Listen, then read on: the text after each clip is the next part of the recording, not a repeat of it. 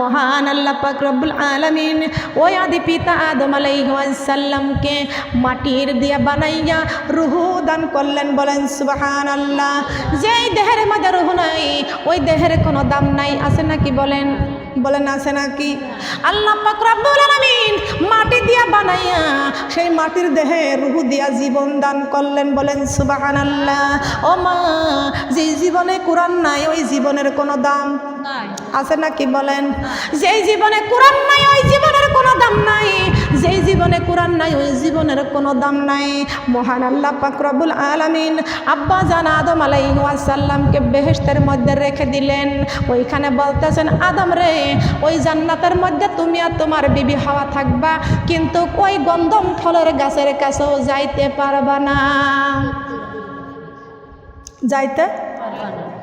কিন্তু আদম আলাইহিস সালাম যাই নাই। বিবি হাওয়া শরবতের মধ্যে করে এই যে গন্ধমের একটি দানা যখন খাওয়াইছিলেন, এটাও আমার আল্লাহ পাকের একটি ওসিলা। তার কারণ আদি পিতা আদম আলাইহিস সালামকে দুনিয়ায় পাঠায় দিবেন। বলেন সুবহানাল্লাহ। এটা আমার কথা নয়, আমার বাবার কথা নয়, আমার 14 গোষ্ঠীর কোনো কথা নয়, দুনিয়ার কোনো মার্কেট থেকে পাওয়া যায় না।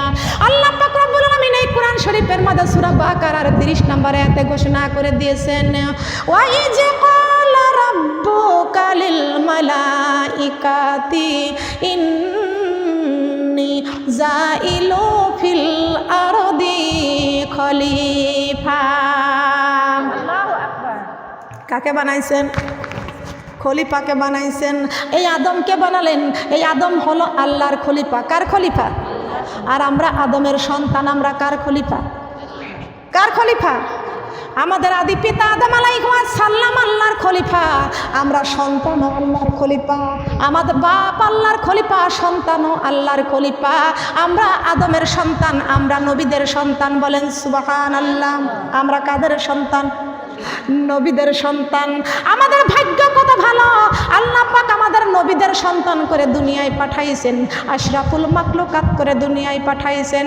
আমার আল্লাহ ঘোষণা করেছেন, ওয়ামা খালাকিতুল জিন্না ওয়াল ইনসা ইল্লা লিয়াবুদুন। বলে নাই আল্লাহ? এটা কোরআনের বাইরে বলতেছি কথা। বলেন, লক্ষ্য করেন, খেয়াল করে শুনুন। আল্লাহ পাক রব্বুল আলামিন ডাক দিয়ে বলতেছেন, আদম রে, আমি তোমাকে কত সুন্দর করে বানাইলাম এ আদম। কিন্তু দেখা যায় সে আদম তো কাঁদতেছেন। কার কাছে? আদম কান্দে কার কাছে? এই আদম কাঁদতেছে। আল্লাহ কয়, আদম রে, কেন কান্দোস? কি জন্য কাঁদতেছ? আদম আলাইহিস সালাম ডাক দিয়ে বলতেছেন, আল্লাহ, আমি এই জন্য কাঁদতেছি, আমার পেটের মধ্যে ব্যথা করতেছে, পেটের মধ্যে ব্যথা করতেছে। আল্লাহ বলেছেন, আদম রে, তুমি কি জান্নাতের ফল খেয়েছো? আর জান্নাতি ফল তো মুত্তাকিনদের জন্য রেখে দিয়েছি। সুবহানাল্লাহ বলেন। কাদের জন্য? আল্লাহ তাও কোরআন শরীফে ঘোষণা করে দিয়েছেন, মুত্তাকিনা আলা ফুরুশিম বাতাইনুহা মিন ইস্তাবরাকিন ওয়া জানাল জান্নাতাইনি দান। আল্লাহু আকবার। কার কথা? আদম, মুত্তাকিনরা জান্নাতের রেশমি দেওয়ালের সঙ্গে হেলান দিয়ে থাকবে, আর আমার জান্নাতের হুর তাদেরকে ওই ফল খাওয়াবে, খেদমত করবে। কি করবে? খেদমত করবে। সুবহানাল্লাহ। আমরা আল্লাহর মেহমান। কার মেহমান? আল্লাহর মেহমান আমরা। আর এই মেহমানদারি করার জন্য এই আল্লাহর মেহমানদের রাখবে জান্নাতে, আর জান্নাতের মধ্যে আল্লাহ মেহমানদের খেদমত করার জন্য জান্নাতের হুর রেখে দিয়েছে। কি রেখে দিয়েছে? কার মেহমান আমরা? বলেন, কার মেহমান? দুনিয়ার এই মেহমান হয়ে, এই মেহমান হয়ে, কোরআনের মেহমান হয়ে বাংলাদেশের কত জায়গা যাচ্ছি। নোয়াখালী থেকে 3টা স্বর্ণের আংটি গিফট করেছে, স্বর্ণের দুল গিফট করেছে, কোরআনের সম্মান বৃদ্ধি করেছে। সুবহানাল্লাহ। আরো তো জিনিসের কথা বলবোই না। খেয়াল করেন, লক্ষ্য করে খেয়াল করে শুনুন। আল্লাহ পাক রব্বুল আলামিন এই আদম আলাইহিস সালামকে বলেছে, আদম রে, আমি মুত্তাকিনদের জন্য জান্নাতের মধ্যে খাবার রেখে দিয়েছি।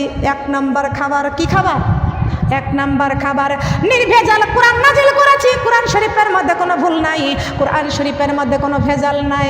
যালিকাল কিতাব, এই কিতাবটা হলো নির্ভেজাল, এই কিতাবের মধ্যে নির্ভেজাল, কিতাবে ভেজাল নাই, কিতাবে কোনো ভুল নাই, কিতাবের মধ্যে কোনো সন্দেহ নাই। আর এই কিতাবটা যারা কলিজার মধ্যে করে রাখবে তারাও হবে নির্ভেজাল। এই নির্ভেজাল মানুষ যারা জান্নাতে থাকবে খাবারও খাবে নির্ভেজাল। সবাই বলেন নাই? খুব কষ্ট হচ্ছে, লক্ষ্য করেন, খেয়াল করে শুনেন। জান্নাতের মধ্যে যারা যাবে তারা মুত্তাকি, আর মুত্তাকিরা হলো নির্ভেজাল। আর নির্ভেজালদের জন্য জান্নাতে খাবার রেখে দিয়েছেন, সেই খাবারও হবে নির্ভেজাল। আর মুত্তাকিনদের যারা খেদমত করবে জান্নাতের হুর হবে নির্ভেজাল। কেমন নির্ভেজাল একটু লক্ষ্য করেন। মুত্তাকিনদের আল্লাহ জান্নাতে রেখে দিবেন। মহান আল্লাহ পাক রব্বুল আলামিন জিবরাইল আলাইহিস সালামকে ডাক দিয়া বলতেছেন, ওরে জিবরাইল, আমার মুত্তাকি বান্দাদেরকে জান্নাতের মধ্যে রেখে দিব।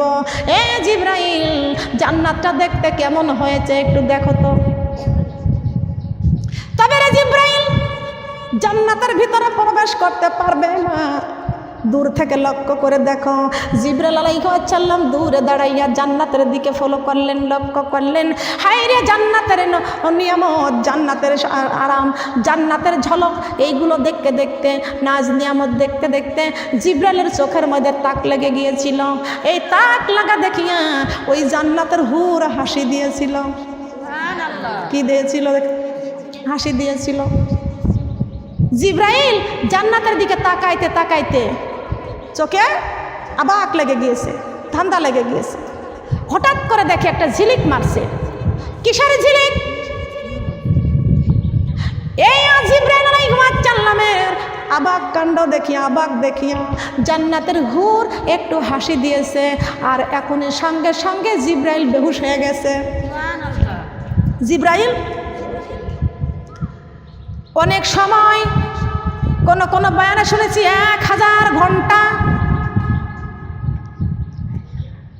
10 ঘন্টা এই যে জিবরাইল বেহুশ হয়ে গিয়েছিলেন, আল্লাহ পাক হুঁশ ফিরার পরে ডাক দিয়া বলতেছেন, জিবরাইল ওই জান্নাত দেখে দেখে তুমি বেহুশ হয়ে গেলে কেন? জিবরাইল ডাক দিয়া বলতেছেন, আল্লাহ ওই জান্নাতের মধ্যে যখন আমি নজর করেছিলাম তখন আপনি জান্নাতের ভিতরে নূর নিক্ষেপ করেছিলেন। সুবহানাল্লাহ বলেন। কি নিক্ষেপ করেছিল? আল্লাহ নূর নিক্ষেপ করেছিল।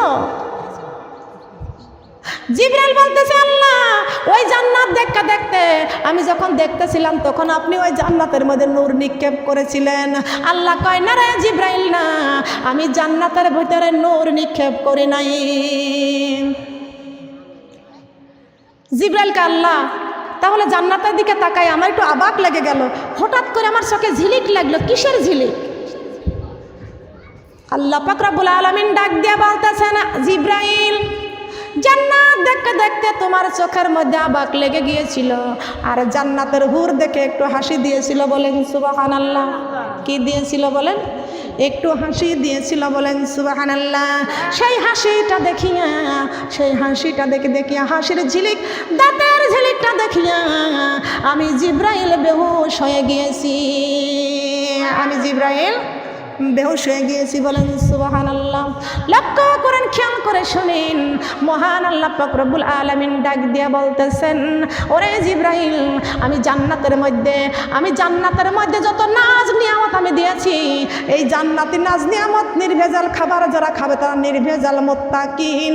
আর এই মুত্তাকিনদের জন্য আমি আল্লাহ নির্ভেজাল জান্নাত তৈরি করে রেখে দিয়েছি। নির্ভেজাল জান্নাত আমি আল্লাহ তৈরি করে রেখে দিয়েছি একমাত্র মুত্তাকিনদের জন্য। কাদের জন্য? সবাই বলেন কাদের জন্য? এ মা বোনেরা, আল্লাহ পাক রব্বুল আলামিন বলেছেন, ও মুত্তাকিনরা তোমরা খেয়াল করে শুনিয়া রাখো, আমি আল্লাহ তোমাদের জন্য সুন্দর করে আমি জান্নাতের নিয়ামত দান করেছি। বলেন সুবহানাল্লাহ। আদি পিতা আদম আলাইহিস সালাম ডাক দিয়ে বলতেছেন, আল্লাহ ও রব্বুল আলামিন, আমাকে এখন জান্নাত থেকে বের হতে হবে। আল্লাহ পাক রব্বুল আলামিন ডাক দিয়ে বলতেছেন, আদম রে তুমি জান্নাত থেকে বের হয়ে যাও। তার কারণ আমি আল্লাহ পাক রব্বুল আলামিন এই জান্নাতীদেরকে মুত্তাকিনরা জান্নাতে থাকবে। আর মুত্তাকিনরা জান্নাতের 1 নাম্বার খাবার খাবে, নির্ভেজাল খাবার খাবে। ওদেরকে জান্নাতি খাবার খাইলে পেটে ব্যথা হওয়ার কোনো কথা নাই। ওই জান্নাতের মধ্যে আমি আল্লাহ টয়লেটের কোনো ব্যবস্থা করি নাই। তার কারণ আমার বান্দা হবে মুত্তাকি, আর খাবারও হবে মুত্তাকিনদের জন্য স্পেশাল খাবার। ওই জান্নাতি নাজ নিয়ামত আমি আল্লাহ যাদের দান করব তারা এই খাবার খাইবে। আর এই খাবার খাইলে কারোর পেটে ব্যথা হওয়ার কোনো কথা নাই। মুত্তাকিনরা নির্ভেজালরা এরা খাবার খাবে। এই জান্নাতের খাবার খাইলে প্রসাব পায়খানা হওয়ার কোনো ব্যবস্থা, এই জন্য আমি আল্লাহ টয়লেটের ব্যবস্থা, জান্নাতের ভিতরে টয়লেটের ব্যবস্থা করেছে আল্লাহ, বলেন করেছে।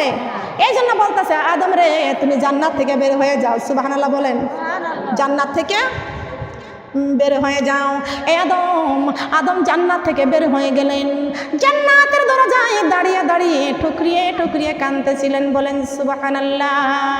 আল্লাহ পাক রব্বুল আলামিন ডাক দিয়ে বলতেছেন, আদম রে তুমি কেন কাঁদতেছ রে আদম?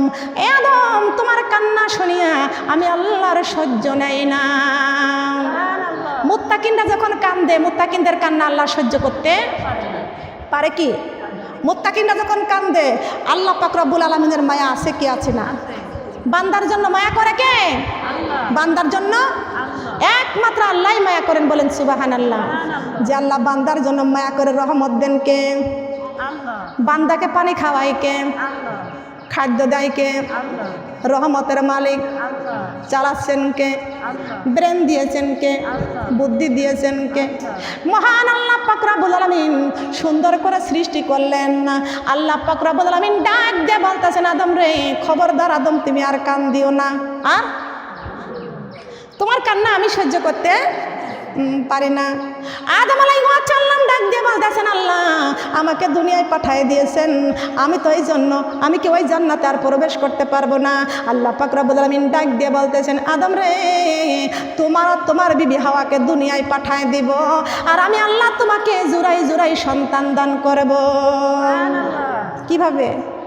কথা বলেন কিভাবে? জোড়াই জোড়াই দিছিলেন না? দিছিলেন না? জোড়াই জোড়াই সন্তান দান করবেন। বলেন সুবহানাল্লাহ। এই জোড়াই জোড়াই সন্তান দান করলেন আমার আল্লাহ আদি পিতা আদম আলাইহিস সালামকে। বলেন সুবহানাল্লাহ। লক্ষ্য করেন, খেয়াল করে শুনেন, সেই আদমেরই সন্তান আমরা। বলেন সুবহানাল্লাহ। আমাদের প্রথম পিতার নাম কি? আদম আলাইহিস সালাম। দ্বিতীয় পিতার নাম কি? ইব্রাহিম খলিলুল্লাহ। ইব্রাহিম খলিলুল্লাহ। আমাদের তৃতীয় পিতা হলো আমাদের জন্মদাতা। বলেন সুবহানাল্লাহ। তৃতীয় পিতা জন্মদাতা। বলেন সুবহানাল্লাহ। তবে আমাদের পিতা কয়টি? আমাদের পিতা কয়টি? 3টি। লক্ষ্য করেন, আদি পিতা আদম আলাইহিস সালামের কিতাবও মানতে হবে, জাতির পিতা ইব্রাহিম আলাইহিস সালামের কিতাবও মানতে হবে, কিন্তু আমাদের জন্মদাতার কথাও শুনতে হবে। কোরআন বিরোধী কথা যদি বলে সেটা মানা বলেন যাবে কি? পিতা মাতার হুকুম মেনে চলো মাগো ছোট, তুমি হবে না। পিতা মাতার হুকুম মেনে চলো মাগো ছোট, তুমি হবে না। কোরআন বিরোধী কথা বললে সেইটা মানা যাবে না। কালেমা লা ইলাহা,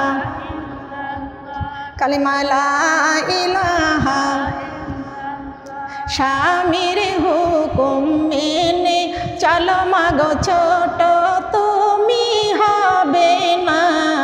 স্বামীর হুকুম মেনে চলো মাগো ছোট, তুমি হবে না। নামাজের বিরোধী কথা বললে সেইটা মানা যাবে না। কালেমা লা ইলাহা, কালেমা লা ইলাহা, কালেমা লা ইলাহা, কালেমা লা ইলাহা, স্বামীর হুকুম মেনে চলো মাগো ছোট, তুমি হবে না। নামাজের বিরোধী কথা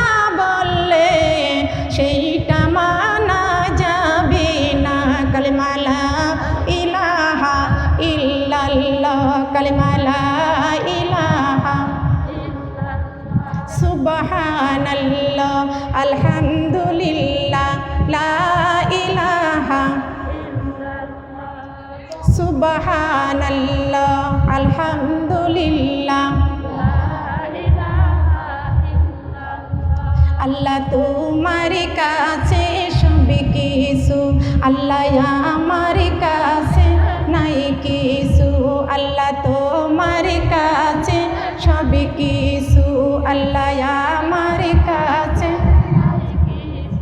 আল্লাহ তুমি যদি আমার হও, অন্ধকারে কবরে কিসের ভয়। সুবহানাল্লাহ আলহামদুলিল্লাহ। বক্সের সাউন্ড কোন দিক দিছে? বক্সের মুখ দিক দিতে বলেন। সুবহানাল্লাহ আলহামদুলিল্লাহ। এতে ঘুরাই দেন, বক্সের মুখটা ঘুরাই দেন।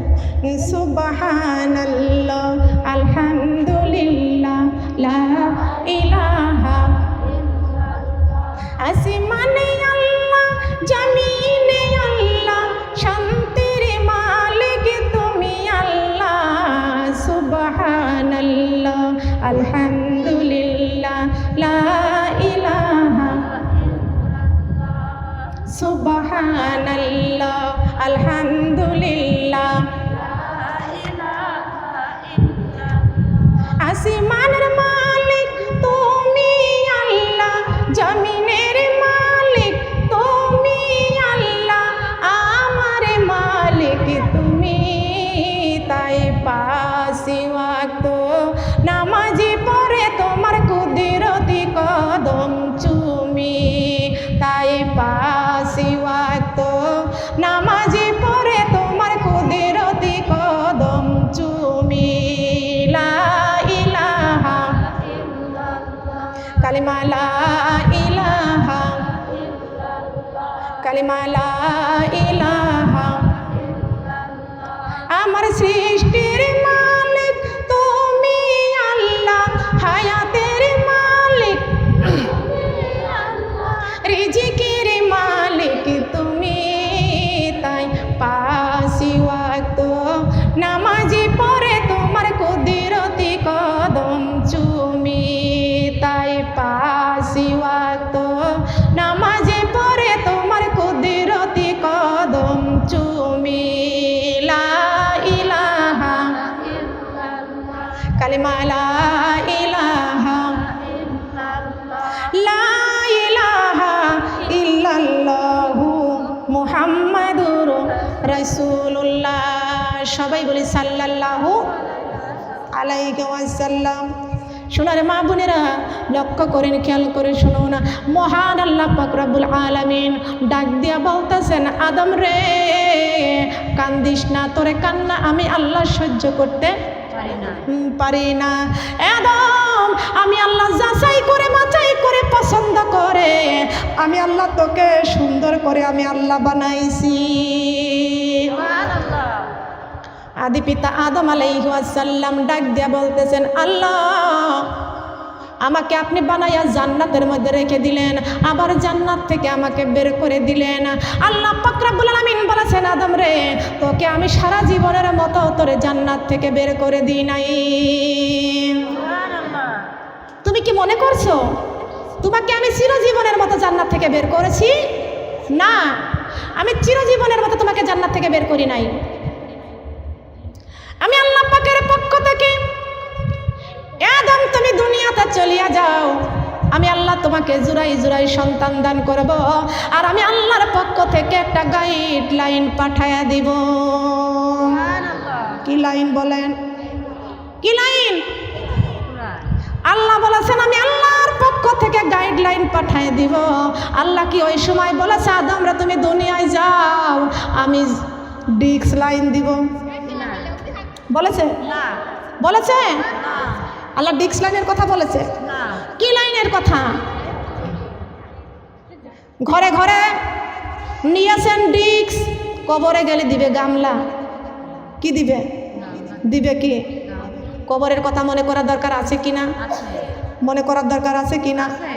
একটা কথা বলে যাই, রাতে যখন ঘুমাইতে যাবেন, বিছনায় শুয়ে যাবেন, জানালা আটকায় দিবেন, দরজা আটকায় দিবেন, সব কিছু বন্ধ করে দিবেন, ঘরের বাতিটা নিভাই দিবেন, লাইট বন্ধ করে দিবেন, চোখ দুইটা বন্ধ করে একটু চিন্তা করে দেখবেন আজকে যদি এই ঘরের মধ্যে বিপদে পড়ে যায়, একটাবার চিল্লানি দিলে আশেপাশের লোকজন বিপদের পাশে ছুটে আসবে, আসবে কি আসবে না? হায় রে আল্লাহ, আমাকে একদিনে পাঠাইছেন কবরে, আমাকে পাঠাইছেন সফরে, আমাকে ডাক দিবেন, চলে যেতে হবে কবরে। কবর এমন একটি জায়গা, এই কবরের কোনো জানালা নাই, দরজা নাই, বাতি নাই, সাথী আছে নাকি? এমন একটি কবর যেই কবরের মধ্যে সাথী নয়, যেই কবরের মধ্যে বাতি নয়, যেই কবরের মধ্যে জানালা নাই, দরজা নাই, সাথী ছাড়া ঘর, বাতি ছাড়া ঘর। মহান আল্লাহ পাক রব্বুল আলামিন ওই ঘরের দিয়েছেন। আর আমাদের গ্রামবাসীরা যখন আমরা মারা যাওয়ার পরে কবরে দিবে, এই কবরের মধ্যে আমাদেরকে শুয়াইয়ে দিবে, উপরে দিয়ে দিবে বাঁশের ছাউনি, তারপরে দিয়ে দেবেন কলা পাতা, তারপরে মাটি দিয়ে দুই পাও দিয়ে পাড়াইয়া যার যার ঘরে সবাই শুয়ে থাকবে, কেউ আমাদের খবর নিবে না। কথা বলেন ঠিক না বেঠিক? আমি একদিন মারা যাব, দিবে বাঁশ বাগানে কবর, যার যার ঘরে থাকবে শুয়ে, কেউ নিবে না খবর। কথা বলেন ঠিক না বেঠিক? লক্ষ্য করেন, খেয়াল করে শুনেন, মহান আল্লাহ পাক রব্বুল আলামিন বলে দিয়েছেন, আদম রে, আমি আল্লাহর পক্ষ থেকে একটি গাইডলাইন পাঠাই দিব। এ আদম, আমি তোমাকে জোড়াই জোড়াই সন্তান দান করব, আর তোমার সন্তান সন্ততি সহ এই কোরআনের রাস্তায় তোমরা চলবা, যেই নির্ভেজাল কোরআনের রাস্তায় চলবা। আমি আল্লাহ কথা দিলাম, তুমি আর তোমার সন্তান সন্ততি যদি এই কোরআনের রাস্তায় চলতে পারো, আমি তোমাদের এই আবার জান্নাতে প্রবেশ করাইয়া দিব। পাঠাই দিবেন কি দিবে না? বলেন দিবে কি দিবে না? আমার আল্লাহর কথার মধ্যে কোনো ভুল আছে? ভেজাল আছে? সন্দেহ আছে? আছে নাকি? আমি একটা ছন্দ লিখেছি, বলবো কি? বলবো। আমার নিজের থেকে লিখেছি, কোনো বই পুস্তকে পাই নাই, কারোর মুখেও তো আজ পর্যন্ত শুনতে পারে নাই। আমি নিজে নিজে আমি একটা মনের কাছ থেকে তৈরি করলাম, লিখলাম দেওয়ার মালিককে আল্লাহ।